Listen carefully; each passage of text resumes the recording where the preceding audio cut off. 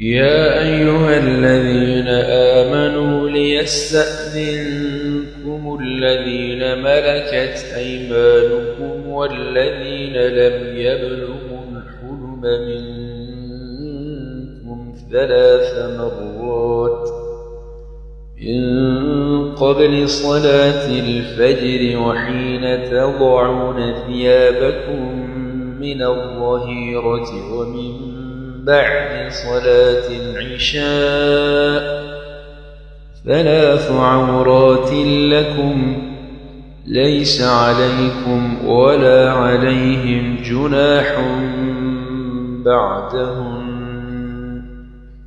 طوافون عليكم بعضكم على بعض كذلك يبين الله لكم الآيات والله عليم حكيم. وإذا بلغ الأطفال منكم الحلم فليستأذنوا كما استأذن الذين من قبلهم كذلك يبين الله لكم آياته والله عليم حكيم. والقواعد من النساء اللاتي لا يرجون نكاحا فليس عليهن جناح أن يضعن ثيابهن غير متبرجات بزينة وأن يستعففن خير لهن والله سميع عليم. ليس على الأعمى حرج ولا على الأعرج حرج ولا على المريض حرج ولا على أنفسكم أن تأكلوا من بيوتكم أو بيوت آبائكم أو بيوت أمهاتكم أو بيوت إخوانكم أو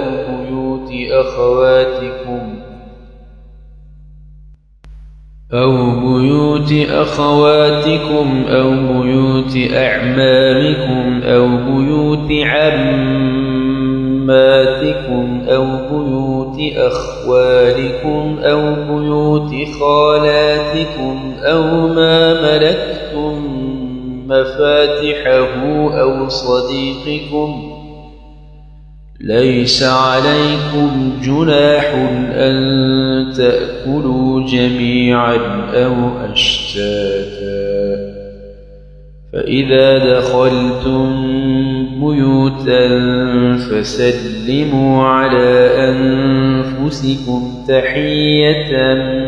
من عند الله مباركة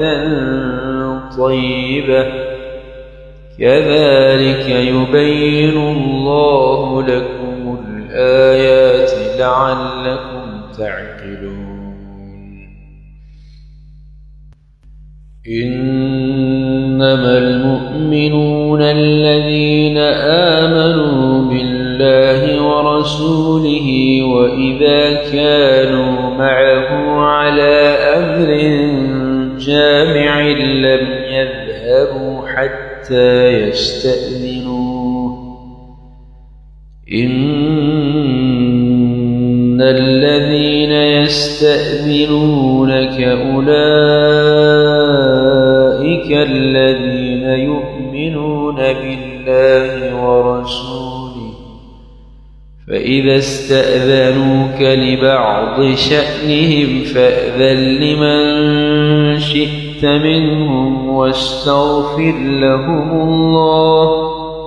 إن الله غفور رحيم. لا تجعلوا دعاء الرسول بينكم كدعاء بعضكم بعضا